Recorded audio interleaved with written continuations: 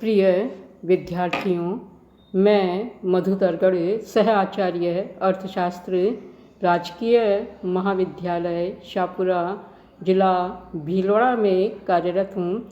आज मैं आपको मुद्रा के दोष के बारे में जानकारी दूंगी। रॉबर्टसन ने कहा है कि मुद्रा जो मानव जाति के लिए अनेक वरदानों का स्रोत है, अनियंत्रित होने पर संकट एवं अस्त व्यस्तता का कारण बन सकती है।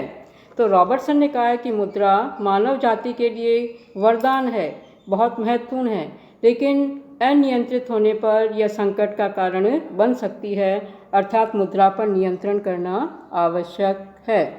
कुछ विद्वानों ने कहा है कि मुद्रा एक अच्छा सेवक है किंतु बुरा स्वामी। इसी तरह से मुद्रा एक बहुमूल्य किंतु भयावह आविष्कार है।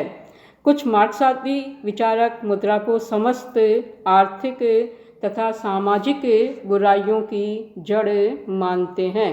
तो इस तरह से एक विचारधारा ऐसी भी है या एक पक्ष ये भी है कि मुद्रा हमारे लिए कई दोषों का कारण बन जाती है। जैसे कि पहला दोष है व्यापार चक्र तेजी मंदी का प्रमुख कारण। मुद्रा की मांग एवं पूर्ति में असंतुलन होने से अर्थव्यवस्था में तेजी व मंदी के दौर आते हैं। मुद्रा की पूर्ति अधिक होने पर मुद्रास्फीति उत्पन्न होती है तथा आर्थिक असमानता बढ़ती है, जबकि मंदी काल में मुद्रा की पूर्ति कम होती है, रोजगार, आय व उत्पादन का स्तर घट जाता है, अर्थव्यवस्था में विपुलता में गरीबी का तांडव नृत्य होता है। इसके बाद दूसरा दोष है अति उत्पादन और अति पूंजीकरण की समस्या। मुद्रा के कारण उधार लेन देन सरल हो गया है। उधार को सरलता के कारण अति पूंजीकरण की समस्या उत्पन्न हुई, अर्थात कुछ उद्योगों में आवश्यकता से अधिक पूंजी का प्रयोग किया जाता है। अति पूंजी के कारण अति उत्पादन की समस्या उत्पन्न हुई। जब आवश्यकता से अधिक उत्पादन हो जाता है तो कीमतें गिर जाने से अस्थिरता उत्पन्न हो जाती है, जो कि आर्थिक प्रगति के लिए हानिकारक है। इसके बाद तीसरा दोष है मुद्रा के मूल्य में स्थिरता का अभाव। मुद्रा के मूल्य में अस्थिरता का मुख्य कारण बड़े पैमाने पर कागजी मुद्रा का प्रयोग किया जाना है। यदि अर्थव्यवस्था में मुद्रा की मात्रा आवश्यकता से अधिक है तो इससे मुद्रास्फीति उत्पन्न होगी और मुद्रा का मूल्य घटेगा। इसके विपरीत यदि मुद्रा की मात्रा आवश्यकता से कम है तो मुद्रा संकुचन उत्पन्न होगा और इससे मुद्रा का मूल्य बढ़ेगा। तो इस तरह से मुद्रा का जो मूल्य है यह इस पर निर्भर करता है और मुद्रा के मूल्य में स्थिरता का अभाव रहता है। इसके बाद अगला दोष है पूंजीवाद का पोषक। मुद्रा पूंजीवाद का आधार है और इसने शोषण व वर्ग संघर्ष को बढ़ावा दिया है, क्योंकि पूंजीवादी अर्थव्यवस्था में उत्पादन और वितरण के साधनों पर निजी व्यक्तियों का स्वामित्व होता है और वे अपने लाभ को अधिकतम करने के लिए कार्य करते हैं। तो लाभ अधिक करने के लिए वे शोषण और वर्ग संघर्ष को बढ़ावा दे सकते हैं। तो इस तरह से पूंजीवाद का पोषक मुद्रा है। इसके बाद अगली समस्या है भ्रमणशील मुद्रा की, कि कभी कभी देश में जमा विदेशी मुद्रा सुरक्षा या अधिक ब्याज के कारण पुनः विदेशों में पलायन करती है। तो जिस देश से मुद्रा का पलायन होता है उस देश के सामने विदेशी विनिमय संकट आता है और यह भ्रमणशील मुद्रा की समस्या उत्पन्न होती है, जिसे हम कहते हैं प्रॉब्लम ऑफ हॉट मनी। इसके बाद अगला दोष है आर्थिक असमानता। मुद्रा की मात्रा में असमानता से धनी व निर्धन के बीच आर्थिक असमानता बढ़ती जाती है। धनवान अधिक धनवान होता है और गरीब और अधिक गरीब होता जाता है। तो आर्थिक असमानता का मुख्य कारण मुद्रा है। इसके बाद अगला दोष है ऋणग्रस्तता में वृद्धि। मुद्रा के कारण ऋणों का लेन देन सरल हो गया है। ऋणी अधिक से अधिक ऋण लेकर वास्तविकता को छिपाने की कोशिश करता है और वह लगातार ऋण लेता रहता है और अंत में अपने आप को दिवालिया घोषित कर देता है। इसके बाद अगला दोष है समाज में आर्थिक शोषण व वर्ग संघर्ष बढ़ा है। तो जो धनी वर्ग है यह श्रमिकों का शोषण करते हैं, क्योंकि धनिकों की मोल भाव करने की शक्ति अधिक होती है। वे श्रमिकों से अधिक घंटे कार्य लेते हैं और कम मजदूरी देते हैं। तो जो धनवान है वे अधिक धनवान होते हैं और वे आर्थिक शोषण करते हैं और इससे दो वर्ग बन जाते हैं, एक धनवान और दूसरा गरीब, और इन दोनों वर्गों में संघर्ष बढ़ता है और वर्ग संघर्ष इससे अधिक हो जाता है। इसके बाद अगला दोष है मुद्रा और क्रय शक्ति में भेद। मुद्रा में क्रय शक्ति होनी चाहिए। यह संभव है कि मुद्रा होते हुए भी वस्तुएं उपलब्ध न हो सके। जैसे जर्मनी में हुआ था कि वहाँ पर इतनी अधिक कीमतें बढ़ गई थी कि बहुत अधिक मुद्रा ले जाने के बदले में थोड़ी सी वस्तुएं प्राप्त होती थी। इसी कारण मुद्रा को धन की विश्वासघातिनी संरक्षिका कहा गया है।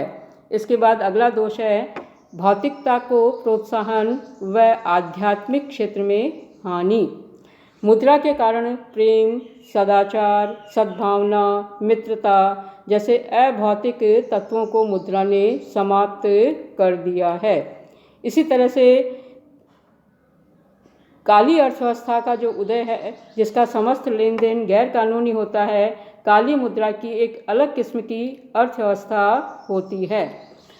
साथ ही हम ये भी देखते हैं कि सट्टेबाजी, चोरियां, डकैती, हत्या, शत्रुता, नैतिक पतन आदि दुर्गुणों को बढ़ावा मिलता है। इसके बाद अगला दोष है राजनीतिक दृष्टि से मुद्रा के दोष।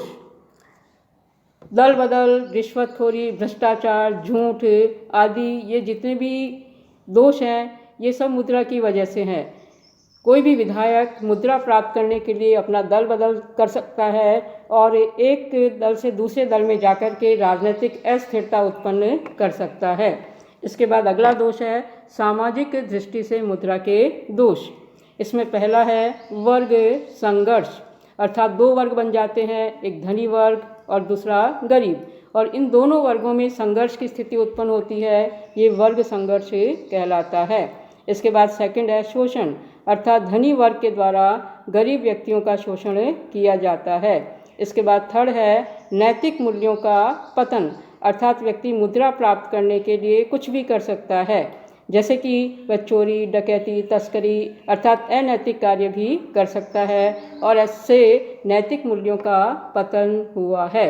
और इसी तरह से अभौतिक कल्याण में कमी हुई है, अर्थात व्यक्ति मुद्रा प्राप्त करने के लिए कुछ भी कर सकता है, तो इससे जो अभौतिक कल्याण है जैसे प्रेम, सदाचार, सद्भावना, मित्रता, इनमें कमी आई है।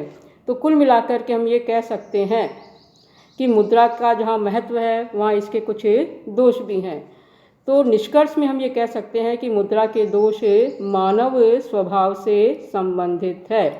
मुद्रा के कारण अनेक दोष पैदा हुए, अतः मुद्रा जो अनेक मानवीय सुखों का स्रोत है, नियंत्रण के अभाव में संकटों का कारण बन जाती है।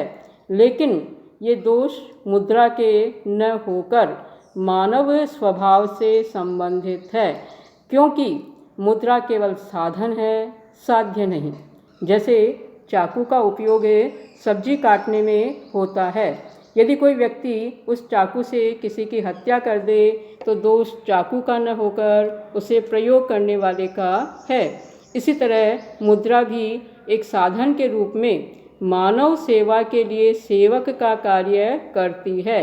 लेकिन जब मानव मुद्रा पर अपना नियंत्रण खो बैठे और सेवक स्वामी बन बैठे तो वह मानव का दोष है। मुद्रा स्वयं अपना नियंत्रण नहीं करेगी, अतः मुद्रा पर मनुष्य का नियंत्रण ही उसके दोषों को दूर कर सकता है।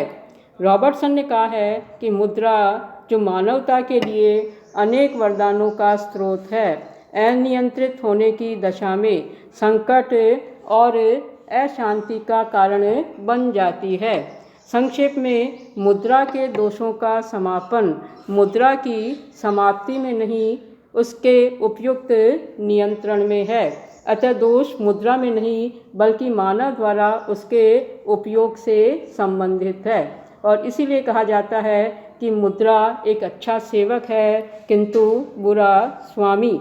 मुद्रा को हमने अपने धन का संरक्षक बनाया है, अतः उस रक्षक को भक्षक होने से रोकने के लिए उस पर प्रभावी नियंत्रण आवश्यक है।